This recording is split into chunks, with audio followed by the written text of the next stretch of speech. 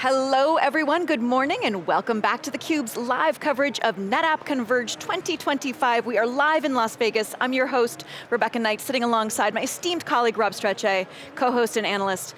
Rob, one of the many things I love about the NetApp show is that they talk about tech, but they also talk a lot about leadership and company culture, and there's a heavy emphasis on those things. Yeah, and it always has been that way. I mean, that's been one of the guiding principles with NetApp since its founding, and I think that's one of the things I always look forward to as well coming here. Well, we've got it much in store with our next guest. She is Beth O'Callahan, Chief Administrative Officer of NetApp. Thank you so much for coming on the show. Delighted to be here, thank you so much. So you've been with NetApp for 12 years, but this is your first year as Chief Administrative Officer, and in fact, you're the first person to hold the job. That's right. So why don't you talk a little bit about what your role entails and what it means to you personally? Okay, well, thank you. First of all, it's a great privilege and honor to hold this role and be the first incumbent in the role.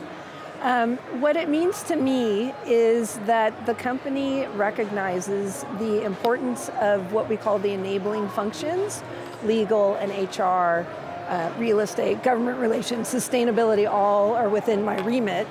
And I don't oversee just a collection of those of functions, but really it's how we work together, integrate those functions, drive synergy, eliminate barriers, and make faster decisions so that we can have speed and agility in our processes to drive better business outcomes internally and for our customers.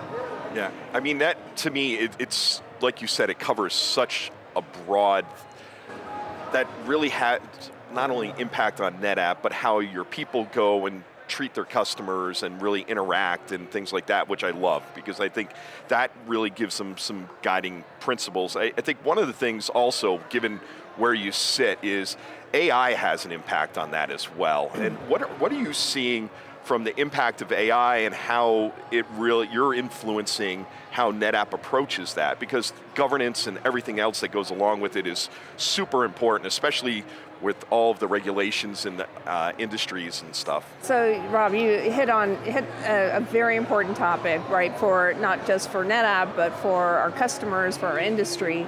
And I really see this role and the opportunity to drive better AI outcomes, both internally and externally. And let me talk a little bit about why I think that. So we want to make sure that what we're putting out into the world is a reflection of NetApp's culture, that we're doing responsible AI, right? Both internally and externally. That means that we are using and deploying AI in a way that's responsible, unbiased, transparent, compliant. And we can do that internally by having robust governance from the top of the company through cross-functional. Are we enabling employees? Are we running change management? Are we making sure we're complying with legal obligations, respecting the IP of others, protecting customers' privacy and their data?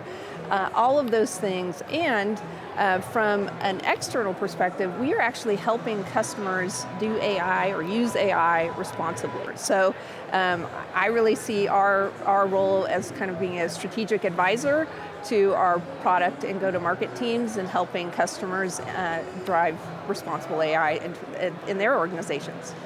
You talked about how the AI that NetApp is helping to shape, it should be a reflection of NetApp's culture. That's right. So how are you shaping that culture as a member of the C-suite and making sure that you are in fact keeping it as a competitive edge, but with all of those things that you're talking about in terms of humility, in terms of accountability, and in terms of respect and reverence? So, great question. So, when I talk about what we put out into the world, we want to do it responsibly. It has to be grounded in our core values. And that's why we put out principles for responsible AI. And it's really just governed by our code of conduct and by the values that have transcend time, right? Putting customer at the center, building belonging, making sure we are accountable for outcomes. And so we want to make sure that we are living our values through the solutions that we provide. And that we are putting the customer at the center, making sure we are helping them solve the problems of today. So a lot of this can feel, I mean, maybe to some a little woo-woo, but its culture is intangible, and yet it is so deeply important Yes. to the organization in terms of how employees show up every day, and in terms of the customer experience, and in terms of just the wider experience that NetApp has on the world. So what are some specific ways that you are putting the customer at the center, as you say? So I think there's a few things. When I think the thing that is the hallmark, Rob, and you touched on it, of NetApp culture is that it's a lot of great people, smart people, trying to do the right thing and trying to deliver the great outcomes for customers. And the way that we build that in the culture is that we really operate as a team and we put innovation first. The way we are able to drive innovation is making sure we have inclusive teams, that we're driving that everyone, good idea is welcome, and that people are taking appropriate risk, so that we can really be and stay at the cutting edge of innovation as we have been throughout our history. And the other thing is, because we are a collaborative culture, we actually see a lot of cross-functional work together to drive those business outcomes, which in the end is the best thing for the company as well. It would seem that culture, I mean, it's always been, I mean, again, having, full disclosure, was here a long time ago, but it hasn't changed. Like, I was out with some people last night, and we go to a lot of these conferences, and they were genuinely excited. How do you see what you're doing really to help motivate people in that way? Because I think, again, it's hard when you have such a large number and you have such a large sales force and marketing teams and everybody else that has to be aligned in that. How do you help keep them aligned and going that direction? Well, I think it starts with George at the top of the house, right? Being a fantastic, humble leader, but really driving that need to be a team, that we operate as a team sport, and making sure that we are aligned and we know what again, customer at the center means we're trying to drive the best solutions for the customers, and that's putting all of our wood behind the arrow, whether it's in the product team or the go-to-market team. We really think that if we are allowed people to do their best work, we will have the best innovation. And I think that's come through. And I just think that there's something in the culture that is a spirit of optimism, which comes from, in part, the incredible innovation that we're able to drive. And that's giving people the freedom to innovate and making sure we have the right teams and bringing the best teams together to produce those great outcomes. Yeah, I think you hit on a couple good things there that I think, again, it's that team mentality. And when people outside of your organization look at your organization, I would have to believe that, especially where you're helping protect NetApp and keep it on the Sure. a lot of these things from a governance perspective, right. But you also know what the customers are going through, and you must be looking at and how you're seeing, like, the AI Act in Europe and how all of that, and there's some more fun stuff coming down the pipe there. Yeah. You must be an asset, or look to be an asset to those teams, I would assume, as well. Yeah, I think it is a very dynamic landscape, and I think the great thing about the role that I'm in and having both the HR and the legal teams is they're functions that see across the enterprise, right? Very unique vantage point. And we will use that vantage point to help see around corners and look at the obstacles that may be emerging, right, in the external landscape, but also making sure that we're hearing consistent stories or identifying threads and patterns across the company to help make sure we get ahead of issues or identify ways that we can work with or around obstacles that may present themselves, whatever they may be.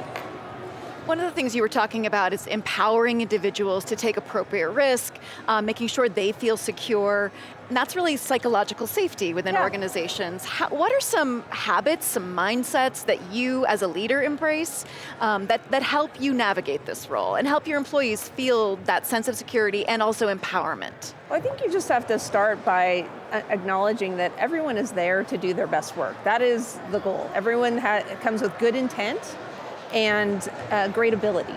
And so it's really helping people realize that ability and making sure that you have their back. I mean, that's the whole point of being A good leader is making sure that you're giving people the systems and processes and guardrails they can to be successful, whether it's in AI or elsewhere, but making sure that you are checking in with them and making sure that that is on a path to success, and revisiting if not, right? You got to kind of pivot when it's not working and making sure teams know that you're there for them as they navigate uncharted waters.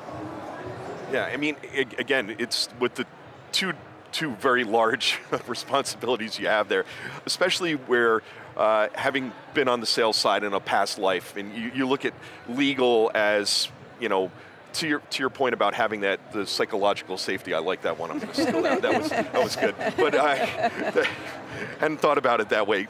How do you look to the teams that are the field teams and the go-to-market teams and there's a lot of partners here that they look at you again in the legal side of things as an asset to that as well? Because to me, there's one thing about keeping NetApp safe, and then there's one thing about also facilitating and making it frictionless to do business as well. Yeah, and the good news is it's not mutually exclusive, right? I think, again, it's making sure you have the right guardrails in place, people are clear on what they are, and that you have a team that really understands the business and is actually there to lock arms with the business and carry it forward, right? We know what the goals are, we know what the customer goals are, how do we get there, and how do we get there together?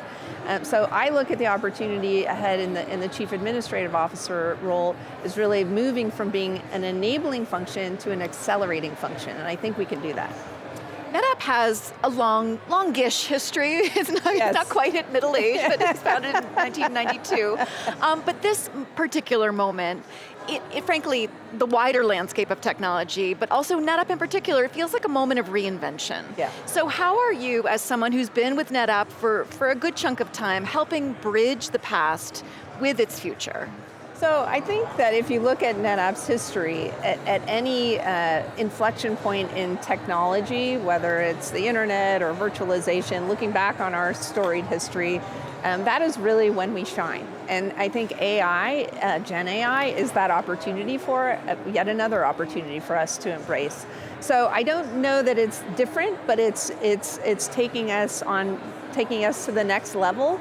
And we're embracing it, right? We are embracing it with our optimism that we have in our culture, and people know that we can get there. So I think we talked a little bit earlier about how we want to make sure employees are there on the journey with us, right? We have our innovators are far ahead, leading the pack, but we also have people internally super excited to use AI to make sure that we're improving productivity. And again, we're providing that governance and structure around it to make sure people are doing that safely in a way that's accelerating the business, but also prioritizing appropriately so that we're making sure we're getting the productivity gains that we need out of those tools and methods.